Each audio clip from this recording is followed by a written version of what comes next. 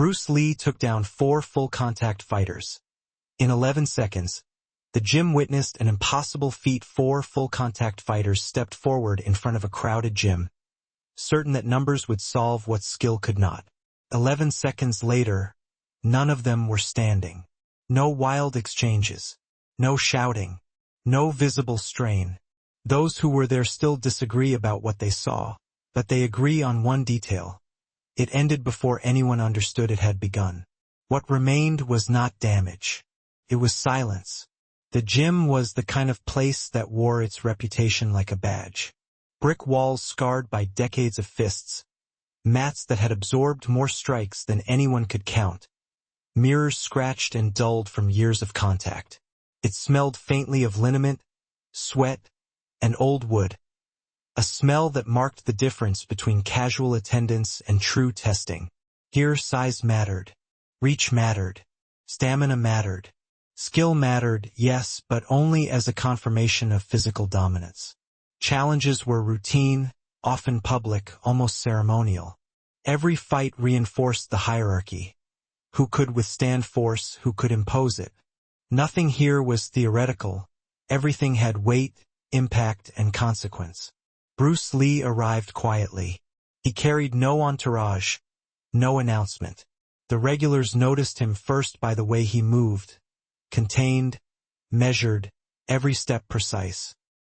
He did not circle the room theatrically. He merely observed. His eyes scanned distances, the angles between fighters, the subtle shifts of posture that the gym's regulars took for granted. There was no need for words. The gym itself seemed to acknowledge him as an anomaly. He was smaller than the 4 men who would eventually step forward. Taller, heavier, more muscular fighters were considered invincible here. Yet, even before the challenge was proposed, some began whispering. Not about strength, not about power, but about timing, about control, about the kind of focus that was invisible until it acted. The gym had its own rhythm. Warm-ups, stretching, light sparring, rituals that built both skill and confidence. The regulars moved with the assurance of those who had faced repeated trials. Bruce joined none of it at first. Instead, he practiced alone in the corner.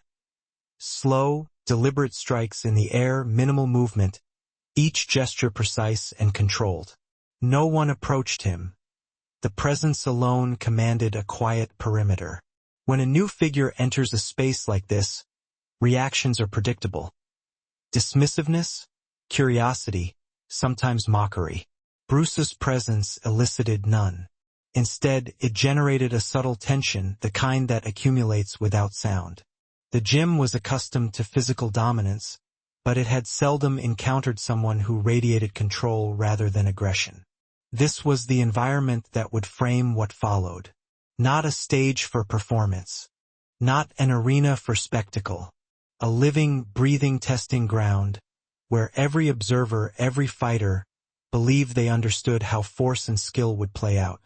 And in that space, Bruce Lee remained a quiet variable, one whose influence was not measured in muscle, but in observation.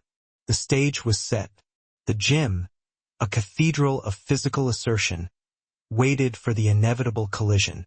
And though no one yet knew it, the collision would last less than a dozen seconds. The conversation began casually, almost imperceptibly. A senior fighter, broad-shouldered and confident, leaned against the wall near the punching bags. "You say you can handle yourself," he said quietly, nodding toward Bruce. "But this is full contact. No theatrics. No fancy footwork. You step up, you face reality." It was not intended as provocation. In the gym, statements like this were a form of measurement. Strength and skill were constantly validated or invalidated by direct, often public challenge. The words, delivered with calm certainty, carried the weight of tradition. Bruce listened. He did not respond verbally. Instead, he adjusted his stance slightly, eyes following the subtle shifts of the men around him. There was no reaction that could be read as fear, arrogance, or even intent. He did not need to speak. The proposition itself had already begun to define the terms. The challenge solidified quickly. For full-contact fighters, each experienced, each confident, would confront him consecutively. Rules were minimal. No interference. No interruptions. The outcome, as the gym understood it, was almost predetermined. A smaller man against 4 seasoned fighters would be overwhelmed. That was the assumption everyone shared, unspoken but certain. The crowd formed naturally, circling the makeshift ring of mats. Some leaned against walls. Others crouched near the edges, hands clasped, eyes fixed. Conversations lowered in volume, replaced by anticipation. Everyone understood their role. Observer, witness, recorder of what would unfold. Bruce did not warm up in the traditional sense. He remained calm, shifting lightly from foot to foot, arms relaxed but ready. The fighters he would face sized him up in turn, unconsciously measuring his weight, reach, and stance. They spoke in minimal phrases, adjusting gloves and posture, confident in the narrative they had already built in their minds. Yet there was an unease in the air. Not for Bruce, for the observers.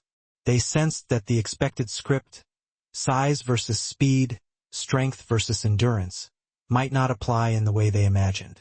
Something about his stillness, the measured way he held his body, disrupted the usual rhythm of assumptions.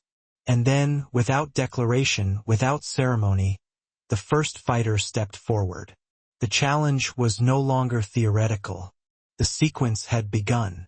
The quiet, almost imperceptible tension in the gym crystallized into focus. Every breath, every subtle motion mattered.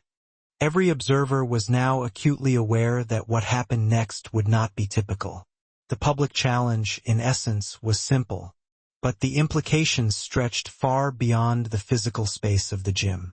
The 4 fighters believed they were testing a man. The man, quietly, was already testing the very expectations they carried. The gym held its collective breath.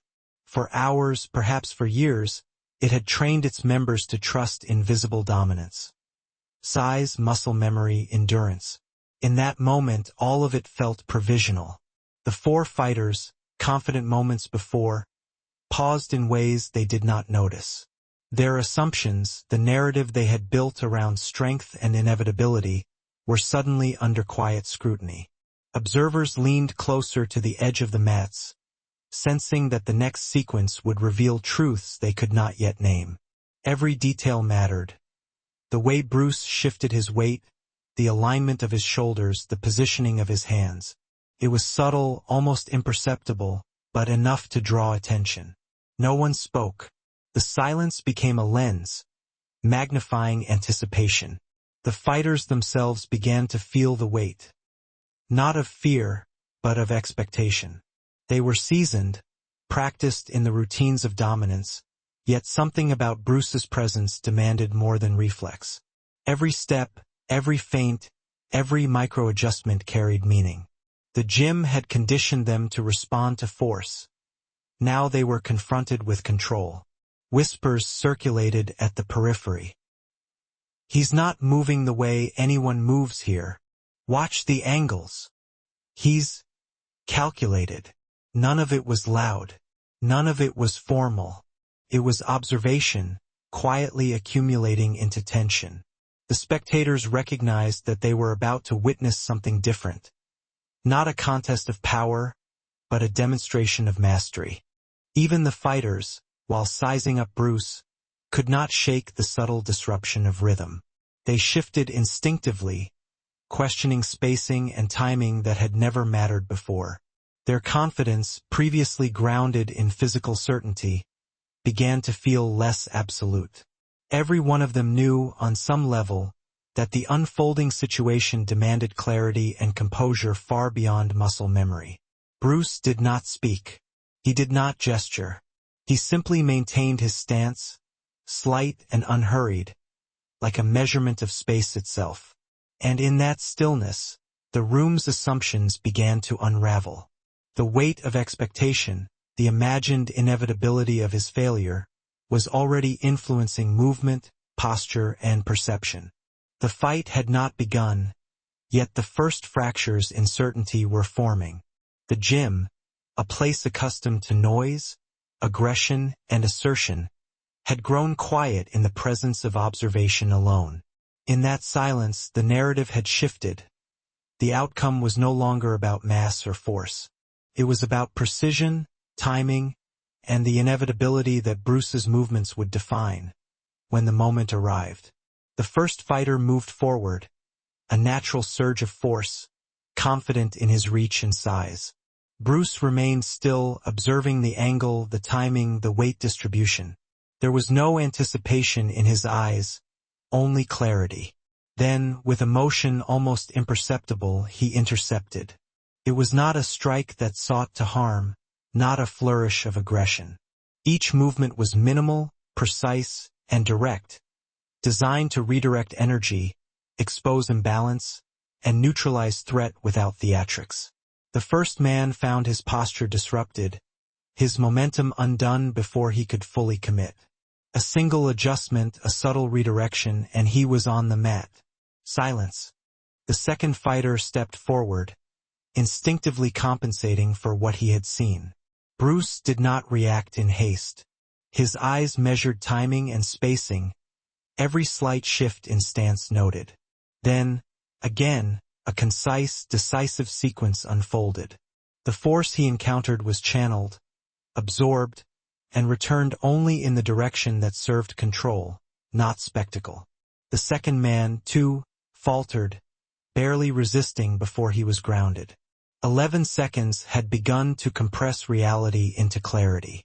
The third fighter approached with hesitancy, adjusting for the unexpected results of his predecessors. Bruce's response was immediate yet unhurried, each motion economical and efficient. Hands, feet, angles, everything was applied with intent, nothing wasted. Momentum was neutralized before it could accumulate. The third fighter, like the first two, could only react, unable to impose his weight against the subtle inevitability of Bruce's technique. By the fourth, the pattern was evident but too late to counter. Bruce's calm, his precision, his control of space, rendered previous assumptions irrelevant. The fourth fighter attempted a rush, a combination of strikes, but the sequence unfolded as before, minimal movements, decisive outcomes. It ended before anyone could fully register the rhythm, the logic, the method behind what had occurred. 11 seconds had passed. For men had been confronted, assessed, and neutralized, not through brute force, but through observation, timing, and exact application of skill. The room remained still. No one cheered. No one moved. The air itself seemed suspended, as if waiting for confirmation that what had happened was real. Witnesses later described it as impossible, yet all agreed on the same point. It was not chaos. It was control. Quiet authority had replaced the assumed dominance of size. No words were spoken. No dramatic gestures punctuated the moment. Only the precise unfolding of actions, minimal yet decisive, marked the demonstration. When Bruce stepped back, he did not celebrate. The mat, the space, the gym all had absorbed the outcome. The four fighters rose slowly, dazed less by pain than by the realization that their expectations had been rendered irrelevant. The hierarchy, for that instant, was suspended, replaced by something far more subtle, the inevitability of mastery applied with restraint. The four fighters stood, shaken not by injury but by revelation. Their muscles were intact, their senses alert, yet something fundamental had shifted. The gym, accustomed to clear hierarchies enforced by size and endurance, now felt disoriented. Authority had changed its source. It no longer resided in bulk, reach, or force, but in observation, timing, and subtle execution. Whispers moved through the crowd, low and hesitant. "I've never seen him move like that. How did he do it so efficiently? It was as if he knew before we moved." The gym's regulars, who had assumed certainty was defined by physical dominance, realized their assumptions had fractured. Their model of reality, the one that had guided training, sparring, and challenges for years, had been quietly upended. The fighters themselves shifted uncomfortably. The first instinct, ingrained over countless sessions, was to reassess strategy, to rely on strength, to attempt a repeat of familiar tactics. But the demonstration had been too clean, too precise, too inevitable. No conventional adjustments could account for what had occurred. They were left with confusion rather than aggression, introspection rather than retaliation. Bruce remained still, calm, and measured, giving nothing away. His presence alone, unchanged from the start, now carried weight beyond his movements. He did not need to assert victory verbally. The space around him reflected the outcome. Quiet authority, an almost imperceptible shift in perception, and a subtle recalibration of hierarchy. Observers noticed the smallest details. A fighter who had once stood rigidly now adjusted stance with caution, hands hovering with tentative awareness. Conversations that had been confident turned analytical, speculative, subdued. The collapse was not dramatic or loud. It was psychological, a silent acknowledgement that force alone did not dictate control. The gym itself seemed to breathe differently. The walls, mats, and equipment, so often witnesses to overt dominance, now bore silent testament to subtlety and efficiency. The demonstration, though brief, had rewritten the understanding of mastery. No one clapped, no one cheered, and yet, in the quiet, a transformation had occurred. Confidence grounded in brute strength had yielded to awareness of precision. Aggression had been met not with counterattack, but with inevitable control. For years to come, that moment would echo, remembered not as spectacle, but as a lesson in the quiet power of mastery applied with restraint. Years passed, and the gym returned to its routines. New faces arrived, eager to prove themselves, unaware of the day the balance quietly shifted. The walls and mats bore the same marks, the smell of sweat and liniment persisted, yet a subtle undercurrent lingered, an unspoken awareness that mastery was not always measured in mass or volume. Those who had witnessed the event spoke of it sparingly, almost in hushed tones. Conversations were careful, measured, as though repeating the story aloud too loudly might dilute its significance. He moved like water, one would say, calm, precise, inevitable. The phrasing varied, but the essence was consistent. The demonstration was less about the individuals who fell and more about the principle they had confronted. Training began to reflect this understanding. Fighters experimented with restraint, observing timing and positioning more closely. They emphasized control over aggression, efficiency over force, subtlety over spectacle. It was not universal. Not everyone adopted the lessons. Yet those who did carried an awareness that no fight, no confrontation was ever purely about strength. Bruce's presence, though fleeting in the physical space, remained permanent in its effect. Stories of the 11 seconds circulated beyond the gym, retold quietly in private corners, referenced by instructors who wished to illustrate mastery without exhibition. The narrative endured not as legend of violence, but as testament to clarity, precision, and observation. The 4 men who had faced him returned to training, changed in ways they could not fully articulate. Their confidence remained, but it was tempered with caution, a recognition that control could exist independently of apparent power.